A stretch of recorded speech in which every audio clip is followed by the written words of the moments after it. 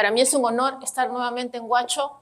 Agradezco que se hayan quedado para poder escucharme. No regreso hace poco más, debo decirle, más de 15 años, porque acá empezamos el movimiento de reforma procesal penal. Yo soy becaria del Centro de Estudios de Justicia de las Américas y recuerdo mucho haber venido acá con los profesores Cristian Riego, Mauricio Duche, Andrés Baltema. Veníamos a dar capacitaciones y acá empezamos, recuerdo muy bien, antes de la primera audiencia preliminar, que fue una precisamente de prisión preventiva. Una audiencia en la cual incluso vimos cómo se iban a ubicar los jueces, los fiscales y los abogados defensores. Un hito porque después de muchísimo tiempo teníamos una reforma procesal penal ya en marcha. Saben ustedes, claro, nosotros ya con el Código del 2004 seguimos mucho lo que había hecho Colombia, lo que había hecho Chile, pero en verdad fue la reforma procesal penal peruana, la de la década del 90, recuerden ustedes que el Código del 91 nunca vio la luz de manera completa, solo 22 artículos entraron en vigencia, pero el Código Procesal Penal del 91 fue como el gestor que replicaba mucho al Código Procesal Penal Iberoamericano del profesor, que en paz descanse, Julio Mayer, que fue luego seguido por la reforma procesal penal chilena, la colombiana, la uruguaya y algunos estados argentinos. Entonces, ¿qué pasó con la reforma procesal penal peruana? Bueno, nos faltó que no había una coordinación interinstitucional que pudiera haber permitido que pongamos en marcha. Hoy en día ya no tenemos nuevo código, tenemos un código procesal penal, un código que a todas luces, digamos, ha logrado, más allá que ya tenemos varias modificaciones, no hay que negarnos, nuestro código ya está bastante parchado también. Así que los felicito mucho. Tengo muchos recuerdos muy gratos de cuando era estudiante, ya cuando empecé a la carrera y sobre todo la docencia. Así que ya que hablábamos de que acá se realizó la primera audiencia de prisión preventiva, vamos a hablar de la prisión preventiva. Y de hecho, la audiencia de prisión preventiva, o para quienes litigamos en el ámbito del derecho penal, siempre de manera alguna es la audiencia que más atención atrae. Y más atención atrae no solamente por una cuestión mediática, dejamos de lado el tema mediático, sino porque está en cuestión un derecho fundamental, el derecho a la libertad personal. ¿Qué tanto se puede restringir o no se puede restringir a una persona el derecho a la libertad personal? Y claro, cuando uno habla del derecho a la libertad personal y uno habla del artículo 2, obviamente se ve recortado, ningún derecho fundamental es absoluto, puede ser recortado, obviamente puede ser recortado, pero tiene que estar limitado de acuerdo a lo que establece la norma procesal penal, de acuerdo a la base constitucional.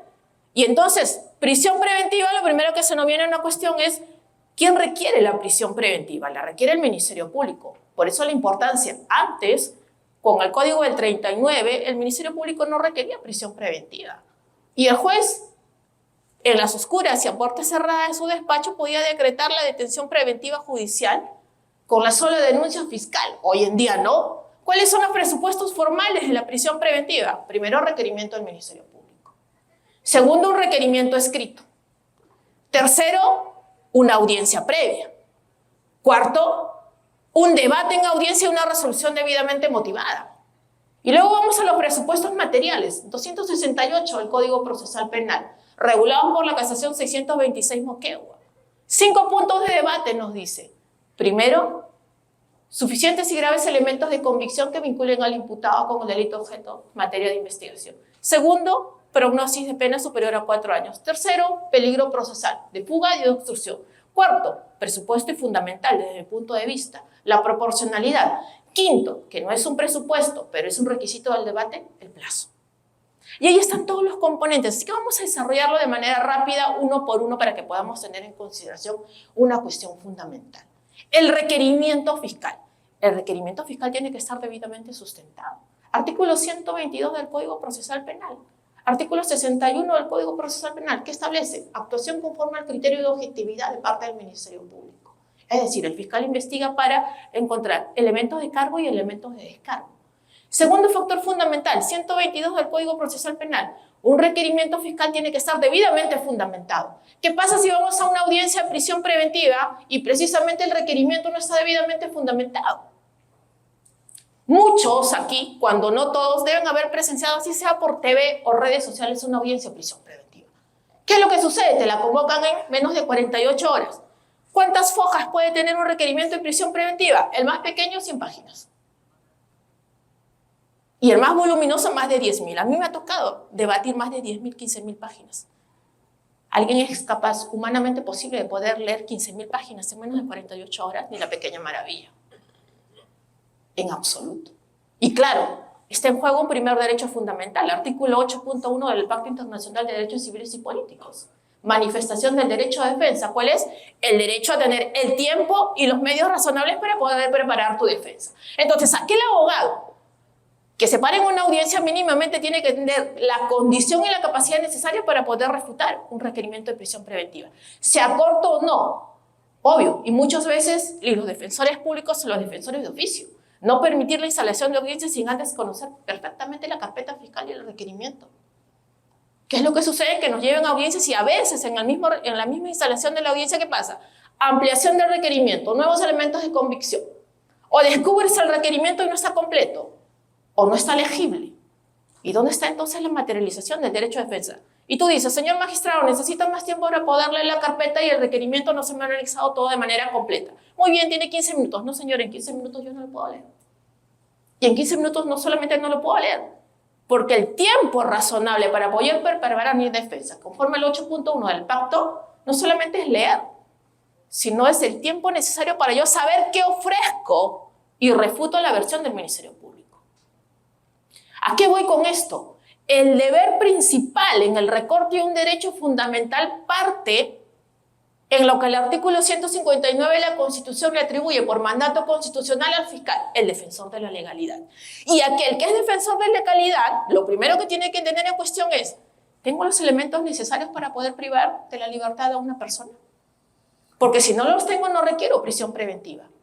Y entonces, ¿por qué tienes que estar requiriendo prisiones preventivas ahí donde no tienes el sustento? O no tienes la necesidad. Porque la pregunta mayor para recortar a una persona la prisión, a través de la prisión preventiva, la libertad ¿es necesario recortarle la prisión, a través de la prisión la libertad a una persona? ¿O es que puedo hacer valer o puedo hacer uso de cualquier otra medida alternativa? Un impedimento de salida del país, una comparecencia con restricciones. ¿Y saben ustedes cuál es el problema? El problema es tener un enfoque equivocado de las medidas cautelares de coerción personal. No es que existan medidas alternativas a la prisión preventiva. Vean ustedes lo que les estoy diciendo. No es que existan medidas alternativas a la prisión preventiva. Señores, ¿por qué vemos como primera opción a la prisión preventiva? Y luego de eso vemos el descarte de las alternativas. No, el foco es a la inversa. Porque lo que primero podemos de pensar, y obvio, ese análisis parte del Ministerio Público es, ¿acaso con una comparecencia con restricciones es suficiente para poder cautelar la sujeción del sujeto al proceso? Si es que es suficiente, entonces no he hecho una mirada a la prisión preventiva. ¿Por qué entonces siempre partimos? ¿Se cumplirán los presupuestos de la prisión preventiva del 268? No, hay que echarle una mirada al artículo 271, 272 del procesal penal. ¿Será suficiente con un impedimento de salida? Y si es suficiente, pido un impedimento de salida. Y si incluso no es necesario, no pido ninguna medida y me quedo con comparecencia simple. Pero ¿por qué siempre hay que estar mirando la prisión preventiva? La prisión preventiva, así como el derecho penal es la última ratio, la prisión preventiva es la última de las opciones. No es la primera. Segunda cuestión fundamental, la audiencia. Antes no teníamos audiencia. Hoy en día las audiencias son parte de todo día. Yo al mes tengo entre 15 a 20 audiencias, muchas de ellas relacionadas a la prisión preventiva. Y déjenme decirles un gran problema que he identificado. Nosotros somos el problema. Los litigantes somos el problema, porque estamos desnaturalizando, e incluyo cuando hablo de litigantes a fiscales, jueces y abogados. ¿Por qué estamos desnaturalizando? El tiempo. ¿Cuánto tiempo están durando las audiencias de prisión preventiva? Se están convirtiendo en un mini juicio oral. Y ahí viene otro problema, las audiencias no son un mini juicio oral. Yo tengo en este momento una audiencia que la estamos asumiendo en apelación. La jueza empezó a dictar la audiencia, a dictar la resolución de prisión preventiva hace 27 días. No termina de leer la resolución de prisión preventiva hace 27 días. 27 días si no termina de leer la resolución. Son 29 imputados, sí, son muchos, sí. Pero 27 días leyendo una resolución. Y todavía no la notifican siquiera, porque va dictándola por parte. Ahorita ven el número 21. Pero no notifican ni siquiera el número 1, la resolución. Casación 580, Corte Suprema. ¿Qué es lo que dice? ¿A partir de qué momento se empieza a contar el plazo para la apelación? Los 3 días, ¿a partir de qué momento se empiezan a contar? Desde el momento que notifican o te entregan mínimamente el acta con los fundamentos principales de la resolución. Y las personas ya están privadas de su libertad. Y todavía no entregan el acta. ¿Qué está sucediendo allí? La norma dice una cosa, la Corte Suprema dice otra. ¿Quién la está desnaturalizando? Los operadores. Vayamos a los presupuestos de la prisión preventiva para hacer más corto y dinámico esto. Primer presupuesto, material. Fundados y graves elementos de convicción que vinculen al imputado con el hecho en materia de investigación. 268A del Código Procesal Penal. ¿Qué deficiencia es la que estamos advirtiendo hoy en día? Que el debate se está circunscribiendo a si los elementos de convicción son ciertos o no son ciertos. Grave error. Grave error. Por eso es que muchos tienen o entienden indebidamente que el primer presupuesto siempre se da por cumplido. Y eso es erróneo. ¿Qué es lo que primero tienes que cuestionar respecto al primer presupuesto? La existencia de un hecho. ¿Acaso no nos han enseñado la necesidad del principio de imputación necesaria? Si es que hay un hecho, obviamente, no puedes entrar a discutir un mandato de prisión preventiva. Tienes que exigir un hecho. Expediente 299 de 2017, incidente 36, lo dijo la Sala Penal Nacional ya. Si no existe un hecho, no puedes privarle de la libertad a una persona. Y más aún, tú juez no puedes imponer y definir un hecho si es que el fiscal no lo ha delimitado. Segunda cuestión fundamental. Lo dijo el Tribunal Constitucional en el ya famoso caso General Electric. El principio de imputación necesaria, vale decir, te privo la libertad porque te proceso en atención a la existencia de un hecho. ¿Recuerdan ustedes el caso General Electric? Sentencia del Tribunal Constitucional 8125-2007. ¿Qué es lo que estableció por primera vez en materia jurisprudencial constitucional el Tribunal Constitucional? Que para procesar y privar de la libertad de una persona requieres mínimamente informarle de un hecho. Primera vez en la historia de la jurisprudencia nacional que se habló de la imputación necesaria. Luego vino el caso Margarita Toledo y vinieron muchísimos otros más. Pero ese fue el primero. Porque se había privado, mejor dicho, se había ordenado una detención preliminar a los altos funcionarios de la General Electric que conocían Perú sin haberle establecido el motivo. Y el tribunal declaró la nulidad del auto de enjuiciamiento. En ese momento los autos de enjuiciamiento. Hoy en día las resoluciones de auto de prisión preventiva. Pero no solamente se queda en un hecho, sino que ese hecho tiene que tener relevancia penal.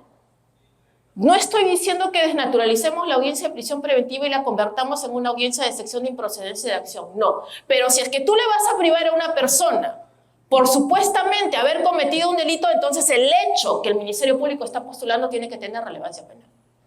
Si ese hecho no tiene relevancia penal, entonces no puedes privar de la libertad a una persona. Se les está atribuyendo colusión desleal, agravada. Y resulta que en la fiscalía no postula quién es el extraneus. ¿Cabe entonces la construcción de la colusión agravada ahí? El delito de colusión es un delito de encuentro necesario a un funcionario público y a un privado. Si tienes definido quién es el extraneus y no el intraneus, entonces, ¿dónde está tu construcción? Mínimamente, le estás atribuyendo a una persona, lo quieres privar de su libertad 36 meses.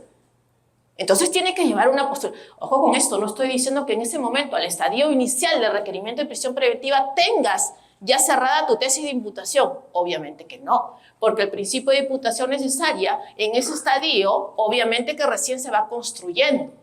Obviamente que si tenemos en cuenta el principio de progresividad de la investigación, ese hecho se va a ir construyendo y va a ir aumentando en detalle, eso es cierto. Pero también es cierto que mínimamente, si te quieren privar de la libertad, el hecho que el Ministerio Público está postulando tiene que tener relevancia penal. Si el hecho no tiene relevancia penal, lo dice el Acuerdo Plenario 1 de 2019, mínimamente entonces no cabe ni siquiera la posibilidad de postular en el debate de los siguientes elementos. ¿Hay un debate? Sí, obviamente. Si ustedes revisan la casación Puno versus la casación última, la Arequipa, hay una discordancia en la Corte Suprema, pero ya la definió en el Acuerdo Plenario 1 de 2019. Cabe la posibilidad de poder debatir la existencia de un hecho con relevancia penal y los elementos subjetivos y objetivos del tipo. Y esto sin desnaturalizar la audiencia propiamente dicha y convertirla en una excepción de procedencia de acción. Tercer factor dentro de este primer presupuesto. Ya hablamos, un hecho con relevancia penal. Ahora recién ingresamos a ver el tema de los elementos de convicción. ¿Cuáles son los elementos de convicción? Y cuando hablamos de los elementos de convicción, otro gran defecto que siempre he observado es que se están limitando. El testigo A dijo esto y yo, abogado, digo no, es mentira, el testigo está mintiendo. No desnaturalicemos. Ahí es donde empezamos a desnaturalizar la audiencia de prisión preventiva, porque no se convierte en una refutación de contenidos, sino de ver si tiene credibilidad y si tiene valor probatorio. Artículo 8 del título preliminar. Hay que ver si es que no se ha vulnerado el contenido esencial en este caso. ¿A qué me refiero? Primero, hay que ver, por lo general, cuál es el sustento en este caso de los requerimientos de prisión preventiva, las declaraciones testimoniales.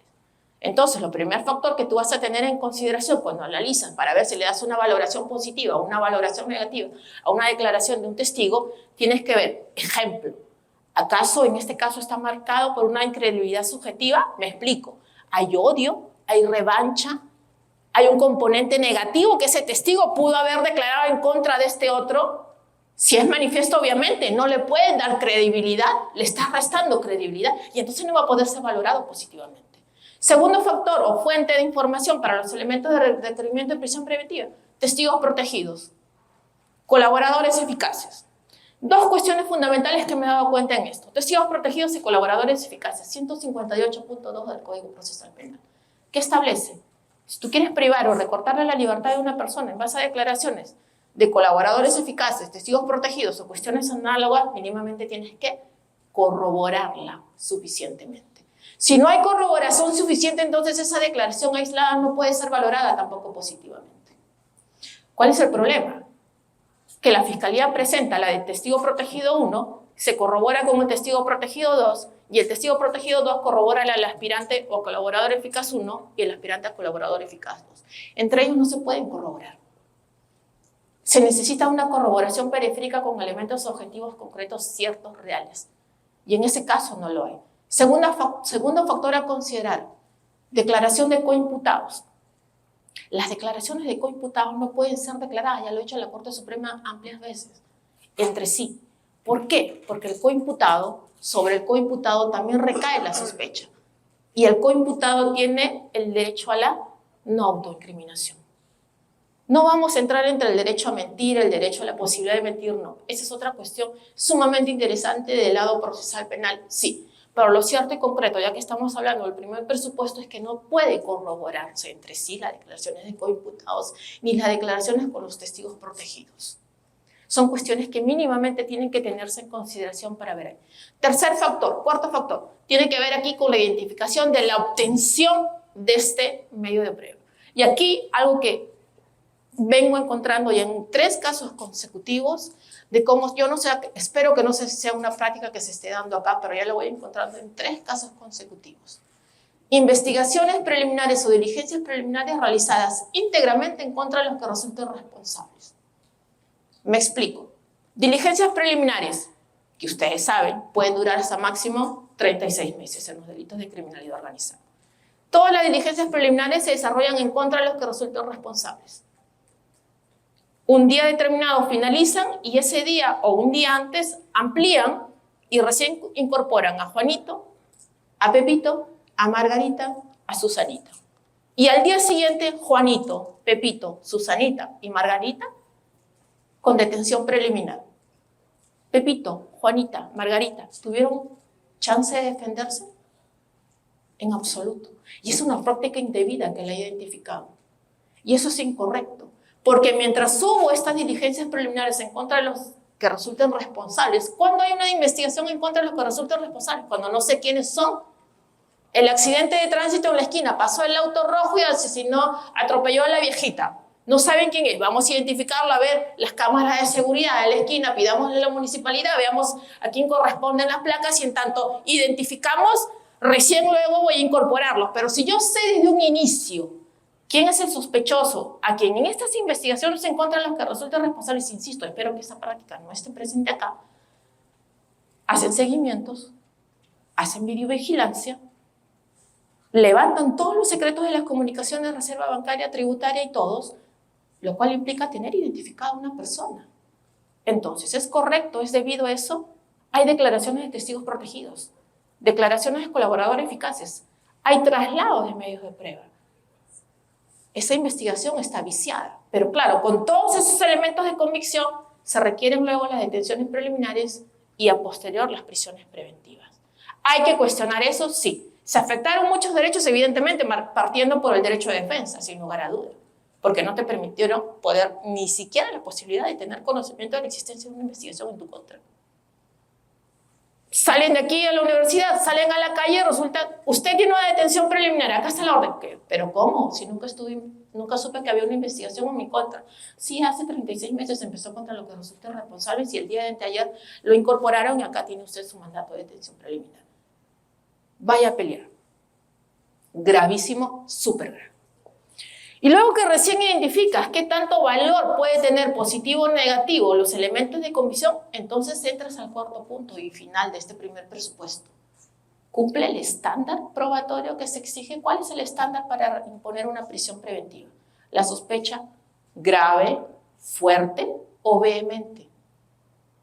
Toda la compulsa de los elementos de convicción tendrán esa capacidad, esa magnitud para poder privar de la libertad a una persona, pues tendríamos que verlo de acuerdo a lo que alegó el Ministerio Público y a lo que respondió la parte. Solo luego de eso podrás determinar si es que llegan o no a lo que establece el Acuerdo Plenario 1/2019 una sospecha fuerte o vehemente. Y vean aquí una cuestión fundamental también, que es lo que sucede por lo general, que la misma cantidad de elementos de convicción que sirvieron a la formalización son luego lo mismo del requerimiento de prisión preventiva. Y no estamos agotando el debate en una cuestión cuantitativa. Porque claro, para la disposición de formalización de investigación preparatoria simplemente requiere sospecha reveladora, que es distinta a la sospecha fuerte, grave o vehemente de la prisión preventiva, que es un estándar superior a la sospecha suficiente que se requiere al auto de enjuiciamiento y que es un estándar menor a la certeza que se requiere para la condena. Y entonces es un estándar superior. Y por tanto, no solo cuantitativa, sino cualitativamente tiene que ser superior. Pero ¿qué sucede con esa decisión intermedia que tiene que ser debidamente estandarizada con una suficiencia probatoria? Obvio, no en grado de prueba, porque esa es propia del juicio oral, pero el legislador lo ha establecido, no el legislador, en verdad la Corte Suprema a través del Acuerdo Plenario 1/2019. Es decir, por lo general, ¿cuándo se pide una prisión preventiva? ¿Acaso no por lo general es después de la emisión de la disposición de formalización y continuación de la investigación preparatoria? ¿Y cómo el estándar puede ser distinto y superior tan prontamente? Pareciera haber una contradicción. Y entonces el deber de definir el estándar en un grado muy superior, siquiera al finalizado la etapa de investigación preparatoria, porque lo compulsa por encima de la sospecha suficiente que se requiere para el auto de enjuiciamiento a una sospecha fuerte, grave o vehemente, propia de la prisión preventiva. Como dice el profesor Jordi Ferrer, cuando habla del estándar probatorio de las resoluciones intermedias y la prisión preventiva es una de ellas, la compulsa no puede ser aritmética, porque nadie puede medir. ¿Tú me puedes decir acaso cuándo yo estoy con una sospecha suficiente? ¿Cuándo con una reveladora? Obvio, la simple es muy básica. Bueno, estoy empezando las diligencias preliminares, no hay problema ahí. Pero compulsa entonces lo suficiente el auto de enjuiciamiento con la fuerte y grave y vehemente de la prisión preventiva. No hay una pesa para poder definir eso. Una cuestión cuantitativa puede ser muy interesante si entramos al debate. Pero ¿qué pasa si tú tienes 10 testigos protegidos y ninguno lo corroboraste? ¿Acaso vale más que una sola declaración de un testigo que dice todo lo contrario? Se dan cuenta que no. No es un factor cuantitativo. Es un factor más cualitativo que hay que tener en consideración. Vayamos al segundo presupuesto. La prognosis de la pena. Y aquí hay un gran problema. El debate no se agota cuando decimos, no, colusión desleal. ¿Cuál es la pena para colusión desleal conforme al artículo 384 del Código Penal, modalidad agravada, por ejemplo? De 6 a 15 años.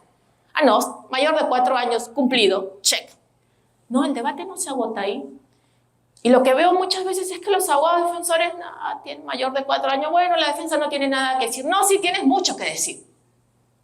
Y tan mucho tienes que decir que tienes que analizar, conforme lo dice la casación Moquegua y el Acuerdo Plenario 1/2019, sobre todo la 626, la casación Moquegua, es que tienes que recurrir al 45A del Código Penal. Y tienes que ver si es que hay atenuantes. Si es que hay factores de mecanismo de adecuación premial que puedan lograr disminuir eso. Claro, si tú analizas la apelación 37 de 2019 de la Corte Suprema, que acaban de emitir, perdón, 37 de 2021, tiene que ver.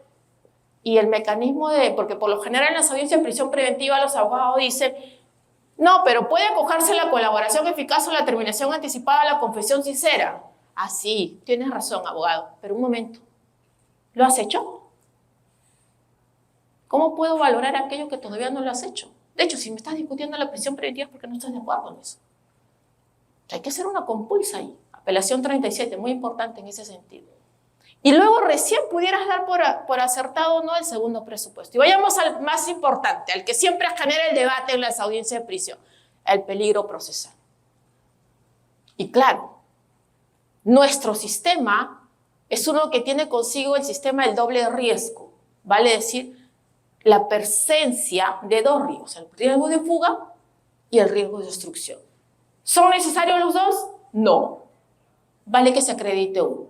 ¿Son necesarios que los fiscales postulen los dos? No. Puede postular uno. Por lo general postulan los dos y desde mi punto de vista, siendo lado contrario, ahí está el error. ¿Y saben por qué está el error? Porque solito se pone una mochila de doble peso. Si se dedicara a construir uno solo y bien, quizás pueda lograr su propósito, pero solito se pone en la doble. Entonces ahí viene el problema. Peligro de fuga, el gran problema, los arraigos. Hace poco escuchaba en una audiencia en la cual estaba presente, donde el juez, porque siempre hay jueces muy buenos. Hay abogados muy buenos, hay fiscales muy buenos, pero también los hay los del otro.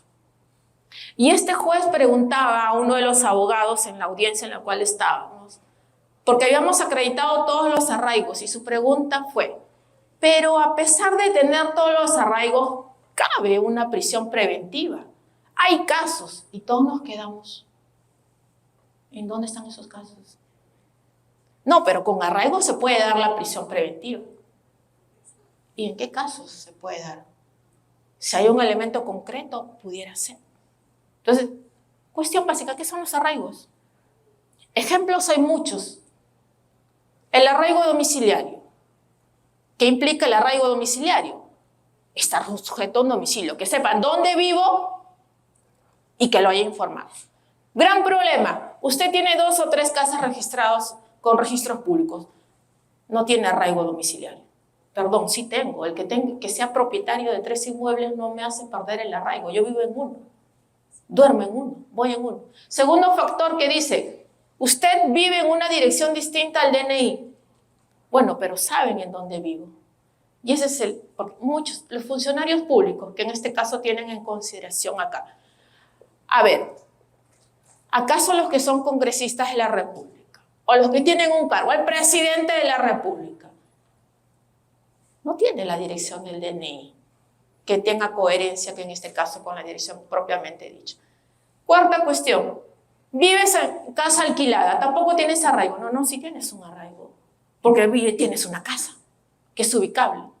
Vives en la casa de tu mamá, es un criterio que hace poco vi, estudiantes. No tiene arraigo domiciliario porque vive en la casa de sus papás. Perdón, sí tenemos arraigo domiciliario. Arraigo familiar, les voy a decir de lo más espantoso que me tocó ver hace poco. Eres madre soltera. No tienes familia. ¿Cómo que no tengo familia? Tengo un hijo. No, pero tu hijo tiene 19 años, perdón, pero vive. Lo mantengo. No, pero tiene 57 años. Y por tener 57 años no tengo arraigo familiar. Esos criterios existen. Desastrosos, pero existen. No estás casada, no tienes marido. Textual, no se los estoy mintiendo. Les paso el requerimiento tachando el nombre del fiscal para que no le hagan bullying. No tienes marido y por tanto no tienes arraigo familiar. ¿En qué parte exige que una se tenga que casar? Hombre o mujer, ¿eh? Hombre o mujer. Pero esos criterios existen.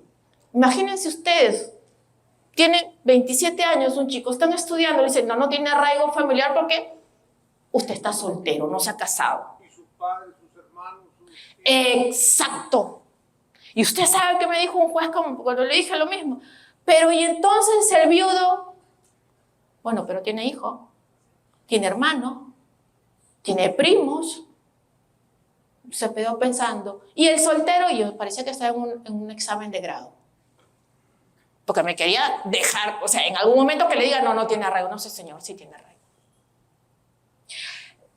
El tema del arraigo familiar es tener un vínculo familiar y no necesariamente económico.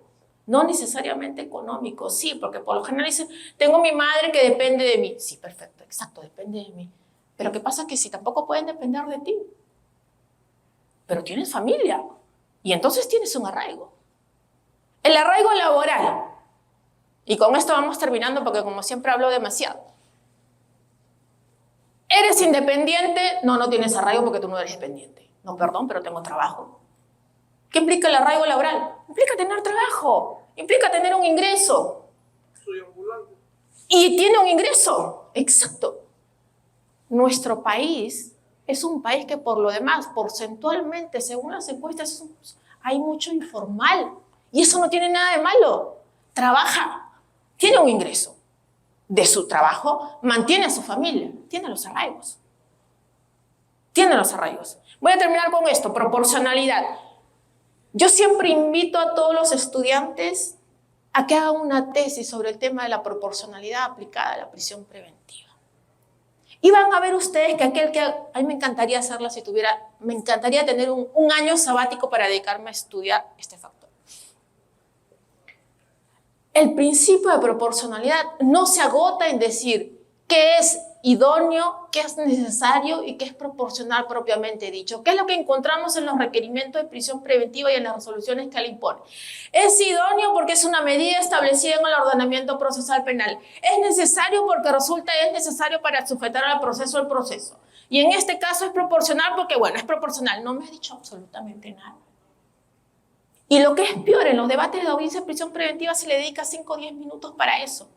Cuando yo reclamo y digo, me dicen 7 minutos, no, en 7 minutos un presupuesto quizás. Uno de los 3 elementos del principio de proporcionalidad. Pero 7 minutos, todo imposible. Es el más importante porque aquí voy a discutir si es que, como dice la Corte Interamericana de Derechos Humanos en amplia jurisprudencia, puede ser que haya elementos suficientes que vinculen al imputado con el hecho en materia de investigación. Puede ser que la pena probable sea superior a 4 años. Puede ser que exista peligro procesal. Pero si esa medida no es necesaria, no se impone. Si esa medida no es necesaria, no se impone. Porque puede ser idónea, sí. Puede ser una medida que sirve para sujetar a la persona al proceso. Pero si no es necesaria, es decir, si es que hay otras medidas del catálogo de medidas de coerción que tengan el mismo resultado de garantizar el normal y eficiente desarrollo del proceso, entonces no se impone la prisión preventiva.